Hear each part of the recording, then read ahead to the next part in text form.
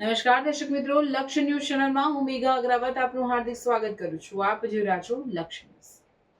આ કાયદાને કારણે આપણને ભારે નુકસાન થયું છે. સરકાર હવે એવા અધિકારોથી સજ્જ 40 છે તથા તારીખ 1/1/2021 પડેલા નિકૃત થયેલા પાનરેનને અને તારીખ 1/1/2026 પછી નિપુલ અમારા બેન્જાંગીમે અલગ કરી શકે છે. આ એક્ટ મુજબ આગામી પે કમિશનની ભલામણોથી થતા ફાયદાઓના ના આપવાનો ઇનકાર કરવામાં આવી શકે છે.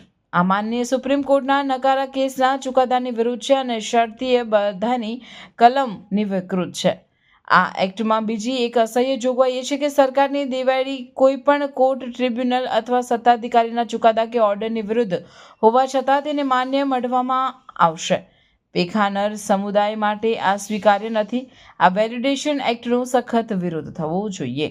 તમે જાણો છો તેમ ઓલ ઇન્ડિયા સ્ટેટ પેન્શનર ફેડરેશને ભૂતકાળમાં પણ જિલ્લા કલેક્ટરો મારા વડાપ્રધાનને આવેદનપત્ર સબમિટ કરવા અને ધરણા કરવા જેવા કાર્યક્રમો કર્યા છે. હવે આપણે દિલને આગળ વધારવાનો સમય આવી ગયો છે. હવે બીજી 25 માર્ચ 20 નજીક આવી રહી છે, પણ 25 માર્ચને વિરુદ્ધ દિવસ અથવા કાળા દિવસ તરીકે મનાવવી જોઈએ. ઉપલેટા કર્મચારી મંડળ દ્વારા કાળી પટ્ટી બાંધી અને ઉગ્ર ધરણા કરવામાં આવશે, પ્રમુખે કહ્યું હતું.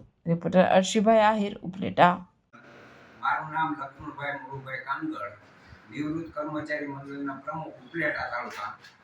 અમારી કેન્દ્ર સરકાર સામે જે માગણીઓ છે 8મા પગાર પંચની, એની અંદર જે અન્યાય થાય છે અને અન્યાયની અંદર 26/1/26થી અને 1/1/26થી અને 1/1/26 પહેલાં જે બે વિભાગ પાડવા કેન્દ્ર સરકારે એમનામ બારોબાર એની રીતે જે બંધારણની અંદર સુધારો કરી અને ઠરાવ કરવામાં આવેલ છે, એનો અમે 25/3 વિરોધ કરવાના છીએ. 25/4 એટલા માટે આ કાર્યક્રમ અમે એટલા માટે રાજકોટ નિવૃત્ત કર્મચારી મંડળ રાજકોટનો પણ અહીંયા કાર્યક્રમ રાખેલ છે.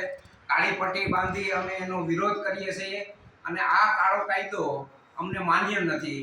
એટલા માટે અમે નિવૃત્ત કર્મચારી મંડળ ઉપલેટા આજે આ કાર્યક્રમ આપવામાં આવ્યો છે.